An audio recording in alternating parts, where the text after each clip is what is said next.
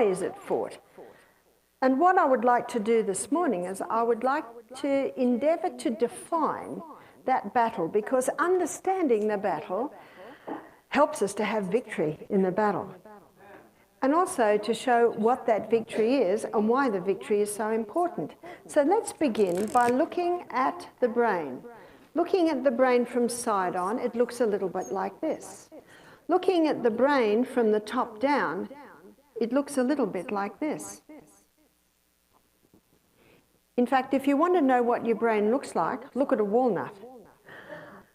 I think God's got a sense of humour, because the nut that is the highest in omega-3, which is very important for cellular functioning, especially electrical cellular function, and of course the electrical function is our nervous system, and we have 1 trillion nerve cells in our brain. So the nut that contains the highest amount of omega-3, which is the fatty acid that can do that, looks like the brain. Notice that there are 2 lobes in the front of the brain, and medicine calls these the prefrontal cortex, or a shorter term that's often called, we'll say it here today, is the frontal lobe.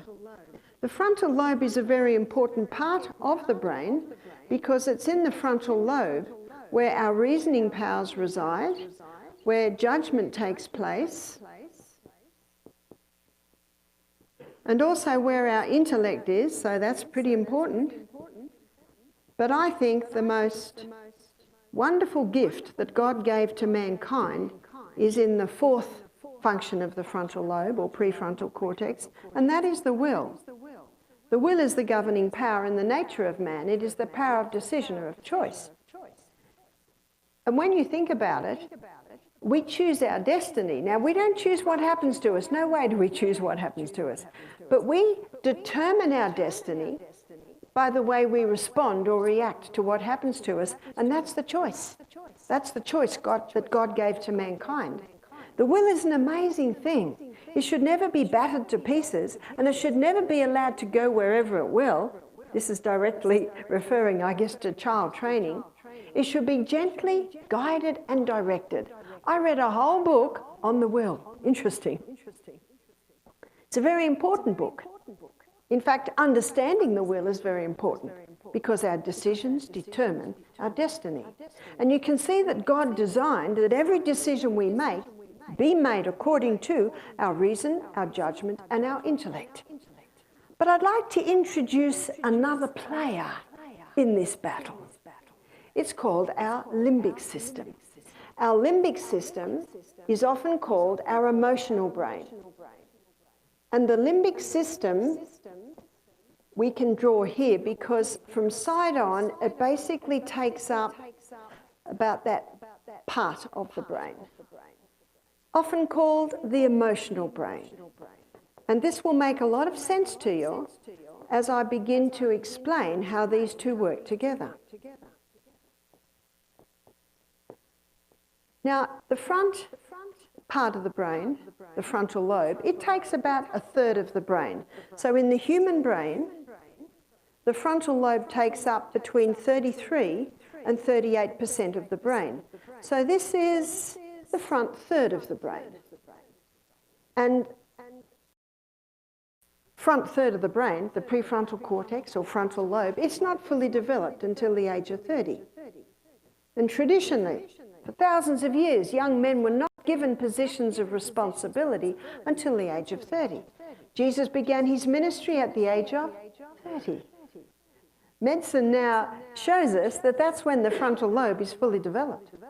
And that's why I say to parents, grandparents, aunts, uncles, bind your children to your heart when they're young, so that they will make you their counsellor and guide when they're in their teens and 20s. They need someone with a fully developed frontal lobe. And so my son Peter one day, he made a silly decision. I said, "Peter, what are you doing?" He said, "Mum, my frontal lobe's not fully developed." I said, "That's right, Peter, and that's why you need your mother." But many parents, many adults build brick walls between themselves and their teenagers. Never should we change our standard, but it's very important to listen. And when you listen to your teenagers, to your 20-year-olds, they will talk. And if you react too harshly, and some of the things they tell us might tend to tempt us to react quite strongly, and that is our emotional brain. And if you do react harshly, they will stop speaking. And who do you want them to speak to you? And sometimes you can't say, no, then they'll stop. And sometimes you can't say right, because it's not right. So often all you can say is, oh. Oh. What does the Bible say in James? It says, let every man be swift to hear, slow to speak, slow to wrath. Because the wrath of man worketh not the righteousness of God. It's this wild horse, I call it, our limbic system, our emotional brain. It goes up and down with the wind. It needs a guide. It needs a board of censors. It needs a board of critiques. In fact, it needs the reins. It needs a bridle. And it's right there. It's called the prefrontal cortex. So let me show you how it all works. On the right side of our frontal lobe, so I'm doing it on your right, looking here. On the right side is the I won't decision. And on the left side is the I will decision. And right in the middle is, what do I want? What are my goals? So I'm going to give you a scenario to show you how your limbic system, your frontal lobe, and these different decisions play out. And I think we all experienced it this morning. We woke up early. Oh, it was so nice and comfortable in bed, especially considering this morning was a little cooler. And so the emotional brain says, I won't get out of bed this morning. I will stay in bed. It is so nice in here. But then the I want comes in. But what are you doing today? You see, it is here that foresight is. It is here that our self-control is. It is here that our morals are.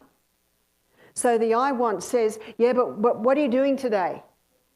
So this is what happened in me today. Oh, I'm going to be presenting some meetings. I start to analyse the situation. I need oxygen in my brain. So I need to get out there and run up the hills. I need to be well hydrated. I need to come to God. I need to come to God and ask for his wisdom. Because God is a gentleman. He will never force entry. In fact, the Bible gives a beautiful illustration in Revelation 3 verse 20 where God says, behold, I stand at the door and I knock. This is where he knocks, right here. He says, behold, I stand at the door and knock. And if any man open the door, did you hear that? He says, if any man hear my voice and open the door, who opens it? We do. If any man hear my voice and open the door, he says, I will come in and I will sup with him and he with me. Beautiful illustration of the intimacy with which God wants to know us. And isn't it nice, lifestyle guests and friends, when we can eat together? What I usually do is try and do a different table every day. So we've all got an opportunity to sup together, to eat together. It's very nice. And yet that's the illustration that God gave us on how he wants to know us.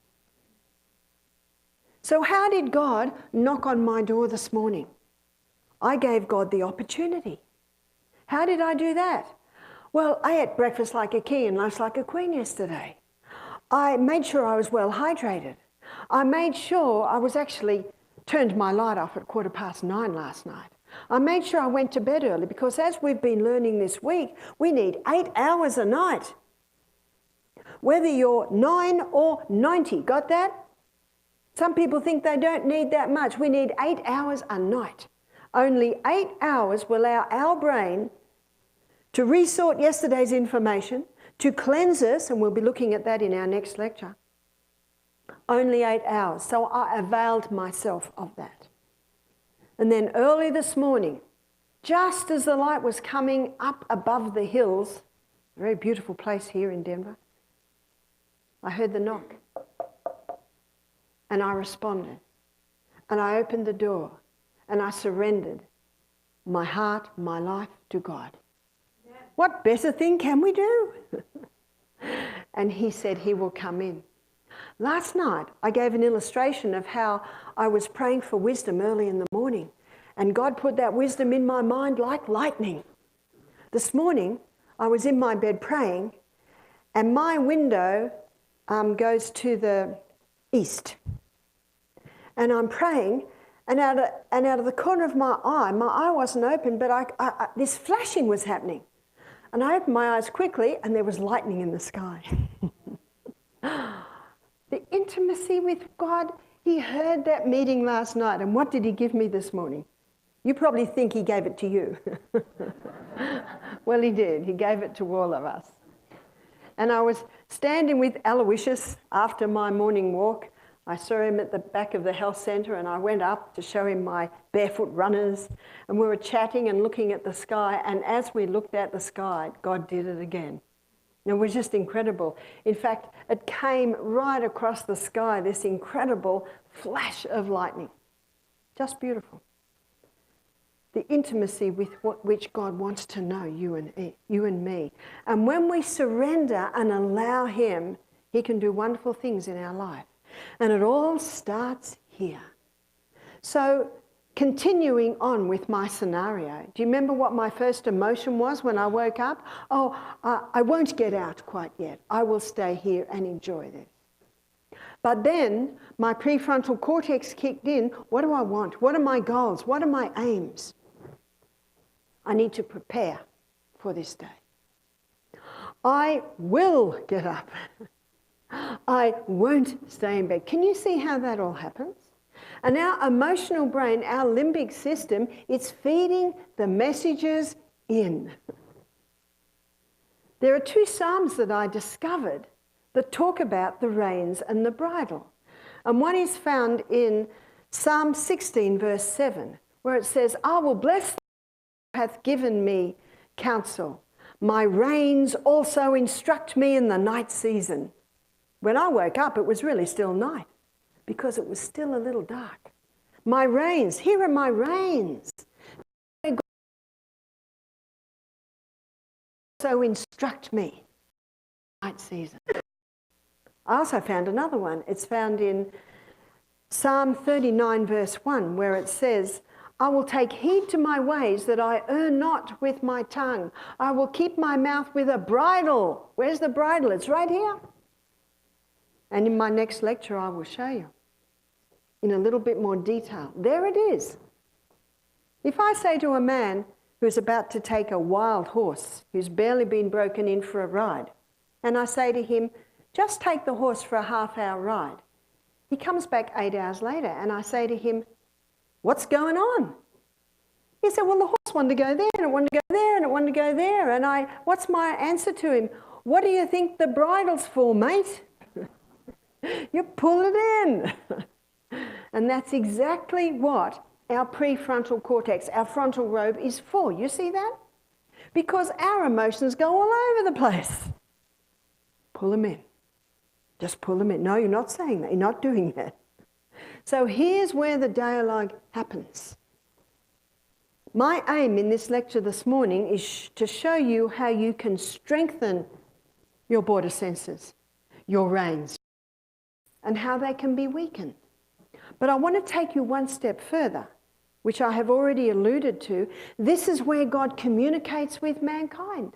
This is where God communicates with you and me, right here, right in our prefrontal cortex, our frontal lobe. In Isaiah 1:18, the Bible says, come, let us reason together. This is God speaking. It's the reasoning. It happens right here. And it's this dialogue. The emotions will say, I won't, or I will. But what's your goals? Where do you want to go here? And I knew that if I stayed in that nice, comfortable bed, I would probably fall back to sleep. And then I would wake, oh no, I've got no time to walk. Oh no, I've barely got time to drink. Oh, have I got time with God? Can you see that? And God has given each human being on the planet a divine appointment early in the morning. In Isaiah 50 verse 4, he tells us of that divine appointment. The Lord God hath given me the tongue of the learned, that I may...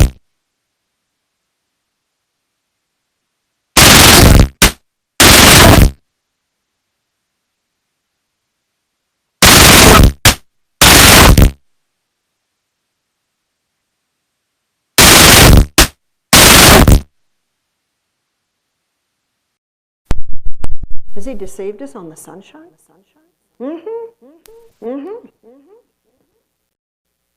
The third law is temperance. And what I want to do now is I want to show you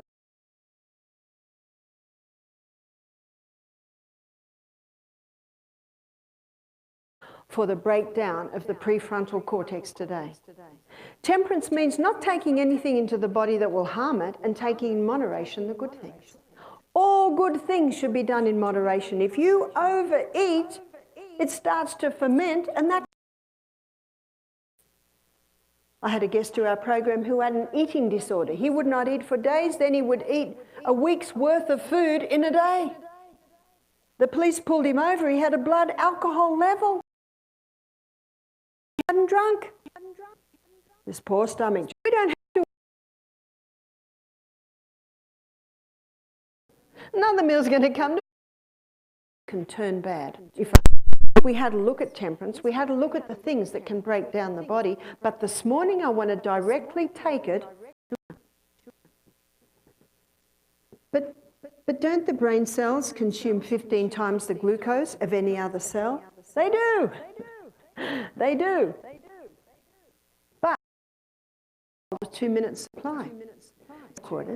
They only hold a 2-minute supply. And this poses a great problem. Those levels rise dramatically. Does that mean control a fast car? So very quickly the brain says to the pancreas, quick, release a corresponding amount of insulin to get that blood glucose levels down. But because it was a crisis, too low. What's the old saying? Lights are on, but no one's home. How's reason, judgment and intellect down there? Not working very well. So when the blood glucose levels are high, this is when the kids are bouncing off the walls. When the blood glucose levels are low, this is when they're scrapping and fighting and won't do anything you say. People used to say to me, how could you bear having your children home all the time? I said, it's real easy when you don't give them sugar. It's real easy. Because their temperament remains like this instead of ups and downs. In fact, I'm seriously considering writing a book on child rearing. It's called Use the Will and Eliminate the Sugar. Easy parenting. Easy parenting. Very easy. The easiest way to parent is just use cause and effect. Consequences for every action. And when the child does wrong, the parent says, I'm so sorry you've chosen that consequence. Here it is. And what's the easiest way to control children today? It's called technology. In fact, my grandson, he's 18 and he was sitting in the lounge room with a towel on his head crying, because 18-year-olds don't cry, because he's just lost his phone for 3 days. Oh, did that hurt? I think that hurt more than a beating. There's consequences. And the parent doesn't feel bad because they didn't choose, the child chose. We know he won't make that same mistake twice. Just as simple as that. Easy parenting is eliminating the sugar because the blood glucose levels are remaining nice. I used to make my children dessert 2 or 3 times a week. I'd sweeten with maple syrup or honey or dates. Make beautiful things with this. There's no need to give sugar. Dr. Don Tintera, he's a British endocrinologist. He said no one should go on psychiatric medication until they've had a glucose tolerance test first. And it could simply mean they're not handling glucose. Let me show you. So the pancreas, it releases insulin. And insulin, what it does, it gets the blood sugar level down when it goes too high. But the pancreas also releases glucagon. And glucagon is a hormone designed to get the blood glucose levels up again. So these two hormones balance blood glucose levels. There's also the adrenal glands. The adrenal glands sit on top of your kidneys, and your adrenal glands release adrenaline. I say adrenaline because that's what we know it. It's called epinephrine today. And